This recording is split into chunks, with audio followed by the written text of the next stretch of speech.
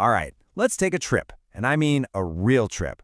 We're going to the very edge of our solar system, farther than any human has ever gone. And we're going there to answer a question that, until just recently, was pure science fiction.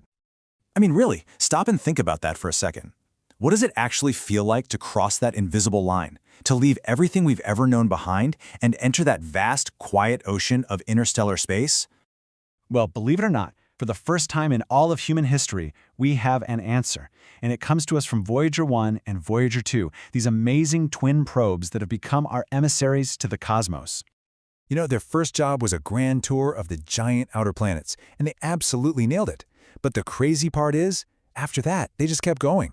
For nearly 50 years, they've been flying out into the great unknown, these silent pioneers on the most epic journey imaginable. So this brings us to the big mystery. If you're leaving the solar system, where's the exit? Turns out our sun creates this massive protective bubble all around us, a kind of cosmic boundary that separates our home from everything else out there. It's called the heliosphere. Think of it like the sun is constantly breathing out this wind of particles and magnetic fields, and that breath inflates a giant bubble that pushes back against the rest of the galaxy.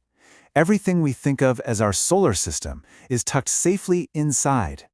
Inside the bubble, it's our neighborhood, relatively safe, shaped by our sun. But outside is the interstellar medium, and that is a totally different ballgame. It's the wild frontier, full of radiation from exploding stars and ancient cosmic events. It's a whole other reality.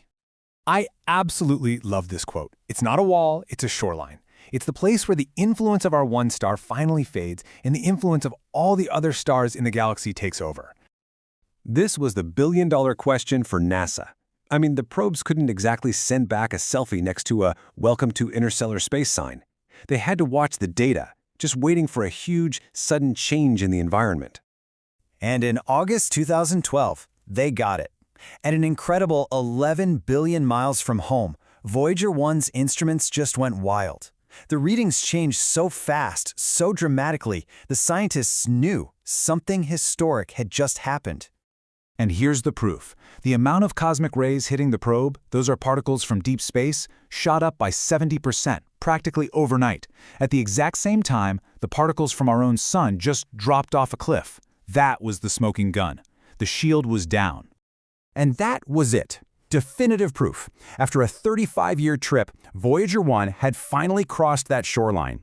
It had left the sun's protective bubble and was now, officially, flying through the space between the stars.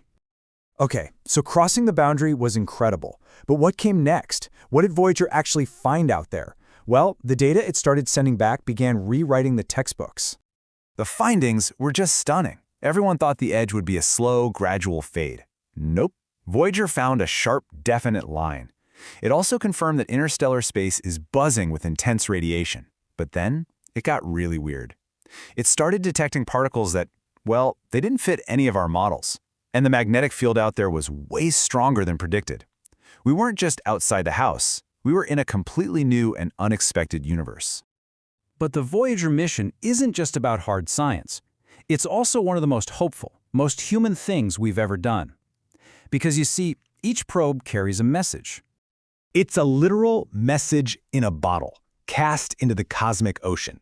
A beautiful, gold-plated record filled with sounds and images that try to capture the diversity of life and culture here on Earth. It's our greeting to the universe.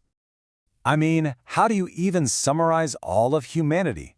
Well, you include greetings in 55 languages. You show pictures of our science, our art, our people. You play our music, everything from Bach to Chuck Berry.